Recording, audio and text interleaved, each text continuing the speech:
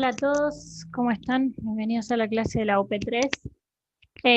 Vamos a empezar hablando un poquito sobre la naturalización de los roles, que es una continuación de temas de la UP anterior, y después vamos a hablar un poco sobre el género y cómo es la concepción del mismo. Empezando por decir que obviamente existen muchos tipos de familia y en esto yo aconsejo, nunca les digo que lean los textos porque no lo hacen, pero en este caso aconsejo leer el texto de Balongo que habla sobre los modelos de familia disfuncionales o la disfuncionalidad de la familia, algo así, donde habla justamente de cuáles son los tipos de familia. Por un lado podemos decir que tenemos familias que son de interacción y son en este sentido como personas que son básicamente una unidad. Después tenemos lo que son los tipos de familia de residencia, es decir, que no tienen lazos sanguíneos, pero que al vivir en la misma casa o bajo el mismo techo se consideran como tal. Y luego dentro de los tipos en sí mismos de familias sanguíneas tenemos lo que son las nucleares, que estamos hablando de los padres y los hijos, de las extendidas, que ahí ya estamos hablando de miembros de otras generaciones y colaterales, o sea, tíos o abuelos. Y dentro de estas tradicionales, digamos, después tenemos lo que son las monoparentales, o sea, un solo padre que está presente en la familia, homoparentales del mismo sexo, binucleares cuando uno de los dos tiene hijos de otra relación, pero tienen relación, digamos, tienen vida familiar con esta nueva pareja. Y después las adoptivas, ¿no? O sea que lo que vemos es que esta relación de estructura tradicional es más que nada, empieza como a escindirse un poco, ¿no? Partiendo de lo que es el género, obviamente que las mujeres, y esto siempre decimos que adquieren, digamos, connotaciones específicas, tanto las mujeres como los hombres, pero las mujeres, en las mujeres es mucho más fuerte esta situación, y esto tiene que ver con que tradicionalmente el sexo se determinaba obviamente entre varones y mujeres, y eso era causante de lo que es las diferencias sociales. Entonces la mujer obtenía un rol de casa, de madre, de mediadora, y esto de alguna manera produce una cierta violencia simbólica y una naturalización de lo que es la jerarquía, o sea, de lo que es la obediencia al hombre. Esto no empezó de un día para el otro, ¿no? Esto hay que ser claros desde las filosofías tradicionales, desde lo que es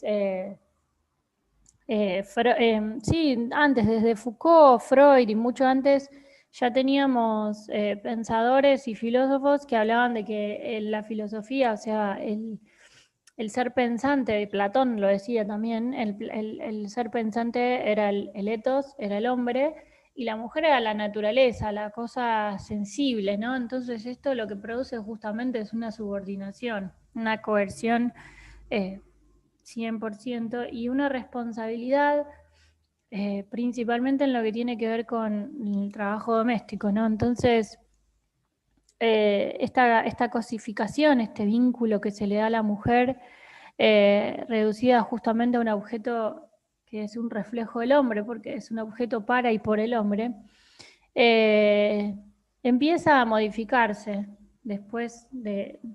principalmente después del 75, vamos a encontrar que se empieza a analizar a la mujer desde otra perspectiva y en relación con lo que es el desarrollo humano y económico.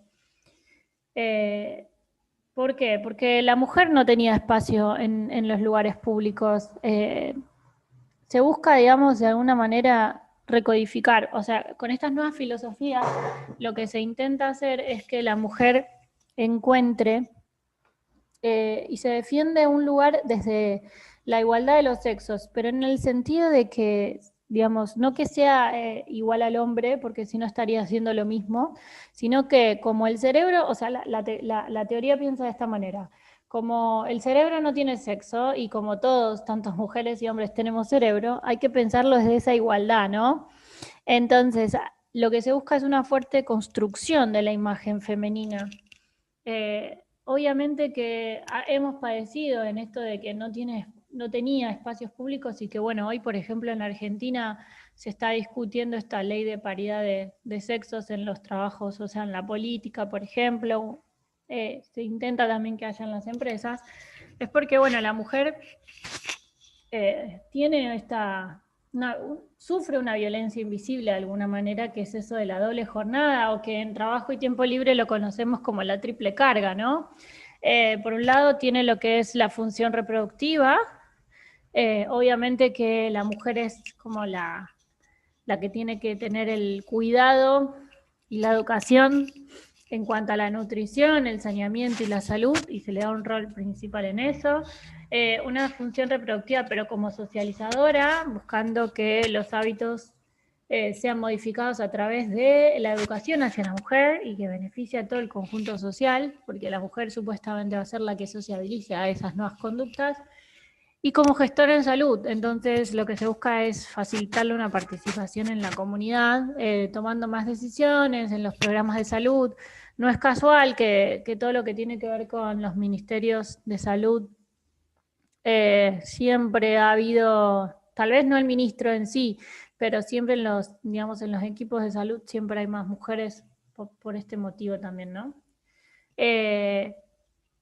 ¿Cuál es el tema? Salimos al mundo público, pero todavía sigue habiendo una ruptura en esto del espacio público y privado, y esto ha llevado también a que las mujeres básicamente no, no ganen lo mismo, por ejemplo, y esto tiene que ver también con esa cultura patriarcal, y lo que se busca es esa, digamos, esa deconstrucción que tanto se habla. ¿Por qué? Porque hasta este momento no se venía cuestionando el modelo de desarrollo sexual del trabajo, que quiere decir que hay trabajos en donde el hombre es elegido y donde la mujer no, o el hombre va a ganar más porque es hombre. ¿Por qué? Porque se espera que la mujer, si tiene hijos, sea ella la cuidadora, porque se ocupa de las cosas de su casa. Entonces, por ejemplo, en Argentina hoy, y con el tema de la pandemia se ha visto cada vez más, quienes han sufrido en términos económicos ha sido más la mujer que el hombre, y esto tiene que ver también con que la mujer en un 75% dedica más su tiempo a tareas de cuidado no remunerado, y esto tiene que ver no solo con las tareas domésticas, sino también con los cuidados de familiares enfermos, por ejemplo, en esto de la pandemia del COVID. Y la CEPAL ha remarcado esto, de que la mujer dedica más de 3 horas por día a este tipo de cuidados, en cuanto que al hombre dedica 1 hora, 1 hora y media al día. O sea, las diferencias todavía son muy grandes, ¿no? Entonces, esta cuestión del carácter, digamos, jerárquico y poco democrático de los hombres todavía sigue siendo un problema, ¿no? Sin embargo, la filosofía moderna intenta romper ese paradigma y hablamos de perspectiva de género como algo renovador, ¿no? ¿Por qué? Porque es una nueva cultura, se piensa la diversidad desde otro lugar. ¿Desde qué lugar? Reconociendo las diferencias. O sea, buscar que hay una categoría, nuevo análisis, que va a ser el género, y se busca esto de romper con las pautas de identificación masculina, o sea, es un reconocimiento de la diferencia sexual. Y entonces cuando hablamos de género estamos hablando de una construcción sexual que se basa justamente en esta diferenciación biológica, que hablamos de fenotipo y genotipo, y que se expresa justamente a través de las relaciones de poder. Entonces, se busca que la mujer empiece a ser protagonista y tengan ese lugar y tengan voto y puedan decidir sobre el desarrollo que quieren llevar adelante. Lo que se busca es, reconocemos a ese otro, pero justamente no para ser ese otro, esto que yo decía recién, sino justamente para poder revertir lo que son las relaciones de poder y subordinación. Entonces, es necesario que se impulsen mecanismos que básicamente permitan esta diversidad genérica, cultural y étnica, que son cuestiones que todavía son complejas. Digo, no es casualidad y siempre que la mujer está en un lugar de poder, se la cuestiona por estar en ese lugar y se le exige como sociedad que muestre más méritos que el hombre. como si el lugar le perteneciera al hombre, ¿no? Entonces, esa deconstrucción es lo que se busca. Otro de los temas importantes que tenemos que tener en cuenta son los derechos a la salud y los derechos humanos. Obviamente, esto ustedes ya lo saben, pero bueno, los derechos humanos parten desde 1948, después de la Segunda Guerra Mundial. Comenzamos con los derechos de primera generación, que son los civiles y políticos, y después vienen los sociales, económicos y culturales. Dentro de esta segunda generación de derechos es que aparece el derecho a la salud. Y en Argentina, ¿cómo lo relacionamos a esto con Argentina? Bueno, porque antes de la reforma de la Constitución, en 1994, los derechos, cuando se superponían dos derechos y había que hacer cumplir uno, la ley decía que el derecho anterior derogaba al posterior, o sea que el derecho más antiguo iba a primar. Ahora, con la Constitución reformada en 1994, y esto lo tienen que tener en cuenta siempre porque puede ser que en algún momento surja una pregunta, en el artículo 75, inciso 22, es que se nombran todos los derechos humanos. Y lo que hace la Constitución es darle jerarquía constitucional. O sea que en el orden de las leyes tenemos a la Constitución en primer lugar y a los tratados internacionales con carácter constitucional de derechos humanos. O sea que los derechos humanos están a la par de la Constitución. Digo, esto no es en todos los países igual, y por ejemplo en España no lo es, o en Estados Unidos tampoco. Entonces es importante esto de que Argentina le da un lugar de igualdad a la Constitución y a los derechos humanos, ¿no? Esto de los derechos humanos, obviamente, y esto se los digo así como a modo de repaso, ¿sí? Son las condiciones que son innatas al hombre, y esto quiere decir que por definición es universal e igualitario, o sea, es para todo el mundo igual. Se aplican a todos los seres, no va a importar la raza, no va a importar el género, no va a importar la nacionalidad, son universales, son inalienables. ¿Qué quiere decir esto de inalienables? No podemos, por ejemplo, por más que una persona cometa un delito, no se le puede privar los derechos humanos. ¿Por qué? Porque no pueden ser despojados de estos derechos. Son irrenunciables e intransferibles. Yo no puedo renunciar a estos derechos. Y son para toda la vida, por eso son imprescriptibles, ¿sí? Como les decía recién, tenemos los derechos de primera generación, que son los civiles y políticos. En segundo lugar, aparecen los derechos sociales, económicos y culturales, y ahí es donde aparece el de la salud. Y en la tercera generación son los derechos de los pueblos o de solidaridad, que surgen justamente en respuesta a la cooperación entre naciones. Y los distintos grupos, ¿no? Acá aparecen muchos derechos de la ancianidad, de la mujer, ¿sí? Nosotros en Argentina tenemos lo que es la ley de identidad de género, y esto sí es muy importante que lo tengan presente, que es la ley 26.743, donde se dice que la identidad de género es la vivencia interna e individual del género, como cada persona la sienta, que puede o no responder al sexo asignado al momento del nacimiento. Entonces, esto es importante porque se le da un lugar, justamente ahora también en Argentina se legalizó el cupo no solo de mujeres, que ya lo teníamos, sino el cupo de mujeres trans. Y en este sentido es importante porque se les está dando un lugar por obligación, o sea, por ley que antes no tenían. Entonces, en esta ley tenemos, o la persona tiene derecho a que se le reconozca su identidad de género, primero, al libre desarrollo de su identidad de género, y al ser tratada de acuerdo a esa identidad, sobre todo a ser identificada de ese modo, ¿no? Entonces, esto de que si por ejemplo nació hombre y tiene una identidad de género mujer, entonces que sea reconocida como tal y que sea registrada, en este caso con los nombres, como tal, ¿sí? ¿Cuáles son los requisitos para acceder a esta ley de género? Primero, la acreditación de 18 años, la solicitud de querer tener esta esta identidad y expresar el nuevo nombre que quiera tener.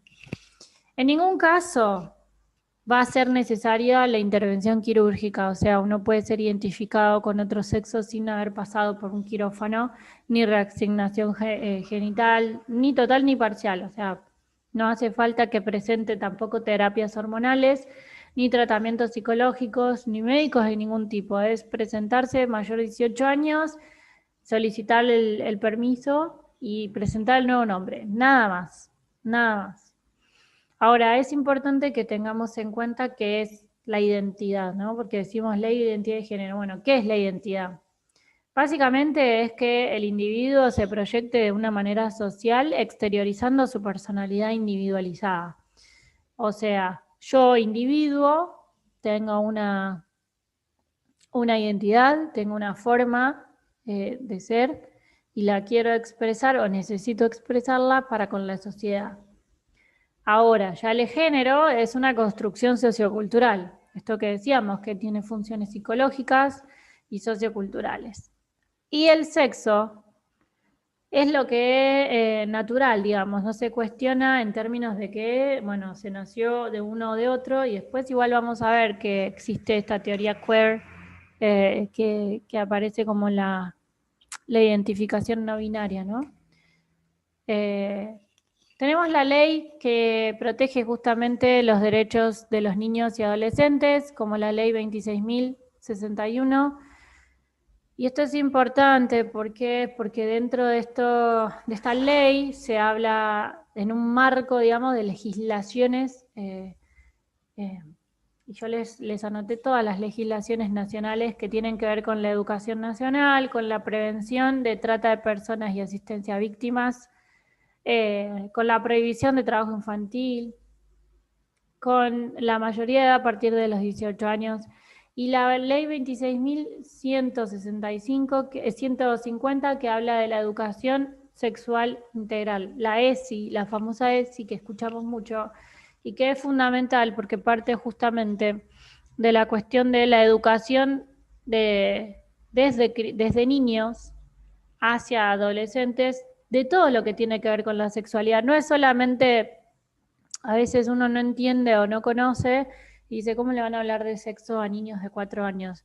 No se le habla de sexo a niños de 4 años. Lo que se busca con esta educación sexual es que, por ejemplo, un niño de 4 años, a través de lo que le pueda transmitir la maestra, entienda que solamente pueden verle su cuerpo desnudo, por ejemplo, los médicos y sus padres, y que nadie más tiene que verlo, y esto tiene que ver con que se busca que el niño pueda reconocer cuando sufre abuso o cuando sufre un intento de abuso sexual, por ejemplo, ¿no? Entonces, cuando se cuestiona a la ley de educación sexual, porque muchas veces desde los lugares religiosos o tradicionales más conservadores de la sociedad creen que no es necesario, bueno, sí es necesario, porque no solo estamos enseñando un cuidado en cuanto a relaciones sexuales, sino se enseña también esto de que un niño pueda identificar desde muy pequeño si es que ha sufrido alguna situación de abuso, ¿no? Bueno, en esta ley que decíamos recién, la 26.061, justamente habla de la protección de los derechos de los niños, niñas y adolescentes a garantizar el ejercicio y el disfrute pleno, permanente y efectivo de todos los ordenamientos jurídicos nacionales y los tratados internacionales, los derechos del niño, y en este caso habilita a todo ciudadano a imponer acciones tanto administrativas como judiciales para que vuelvan y se restauren los derechos de estos niños que pueden haber sido impedidos, ¿no? Este sistema de promoción de derechos tiene que ver con una medida de protección y una medida de excepcionalidad, y esto tiene que ver con las excepcionales fuera del ámbito familiar, pero a veces también pasa adentro, y son las ordinarias dentro del ámbito familiar. Entonces, lo que se busca de alguna manera es proteger con este marco de legislaciones a los niños, a los adolescentes, a los niños, niñas y adolescentes, ¿para qué? Para que no solo puedan gozar de sus derechos del niño como a nivel internacional, tenemos los tratados, sino que también tengan este acceso a la educación sexual, no sean obligados a trabajar y puedan gozar justamente de lo que yo les decía recién, de una promoción de convivencia sin conflictos sociales dentro de las instituciones educativas. ¿Sí? O sea, estamos en contra o se busca evitar la violencia escolar, la protección integral de los niños de alguna manera, ¿no? Bueno, espero que haya sido útil esta clase. Es un poco lo que se busca básicamente con esto es empezar a entender que la cuestión de género no es solamente que la mujer se rebeló en los años 70 y empezamos a cambiar las cosas, sino justamente que se busca una paridad, una deconstrucción desde la sociedad patriarcal y desde allí darle, por ejemplo, a las mujeres, a las niñas y a los niños un lugar de igualdad para con los hombres, ¿no? No, bueno, espero que les haya servido de cualquier manera. Son temas recurrentes, todos estos son temas que vamos a seguir viendo en la UP4, un poco más eh, sobre salud en general y las relaciones o los, digamos, el intercambio que podemos llegar a tener con la cuestión de los derechos de ser padres y la responsabilidad paternal. Pero siempre desde el marco de estas legislaciones, ¿no? Y no es un tema menor, y esto es para quienes rinden en las mesas de próximas, sea de diciembre o de febrero, tengan en cuenta el tema de que se está tratando en el Congreso la ley eh, del aborto legal. Entonces esta es una cuestión también que va a entrar dentro de este marco de lo que es las legislaciones y la protección de la salud de la mujer. Después uno puede hablar desde, y no me estoy poniendo en un lugar desde la religión, sino digo que son temas que se van a discutir, son temas incómodos, son temas que mucha gente no le queda fácil discutir, pero son temas que suceden, que hay mujeres que se mueren justamente por no tener acceso a un aborto legal y donde de alguna manera lo que se busca es evitar esto, ¿no? Evitar la muerte de esas mujeres, ¿no? Pero bueno, nos vemos en la próxima y espero que les haya servido.